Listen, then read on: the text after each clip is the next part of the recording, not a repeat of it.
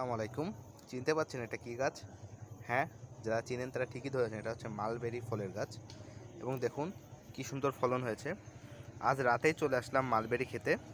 অবশ্য রাতে ফল খাওয়া ঠিক না গাছ থেকে ছিঁড়ে, কিন্তু সারাদিন রোজা রেখে তো খেতে পারি না, এই জন্য আজ রাতেই চলে আসলাম। তো ভাবছি আপনাদের সাথে শেয়ার করি। এটা কিন্তু একটা ইন্ডিয়ান জাতের মালবেরি। আপনারা যদি কেউ মালবেরি গাছ ক্রয় করে থাকেন তারা জানেন এই সবচেয়ে ভালো হচ্ছে তুর্কি মালবেরি। এটা যেমন বড় হয়, ফলনও তেমন বেশি হয়, এবং মিষ্টতার দিক থেকে ইন্ডিয়ান মালবেরি থেকে তুর্কি মালবেরি ভালো। এবং যদি আপনারা সবচেয়ে বেশি মিষ্টতা চান তাহলে হবে আপনাদের পাকিস্তানি লং মালবেরি, ওইটা সবচেয়ে বেশি মিষ্টি হয়ে থাকে।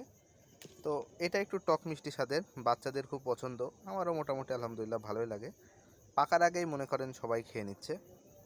আপনাদের কাদের কাদের মালবেরি গাছ আছে এবং এটা খেতে কেমন লাগে, এছাড়াও কেমন ফলন হলো, অবশ্যই কমেন্টে জানাবেন।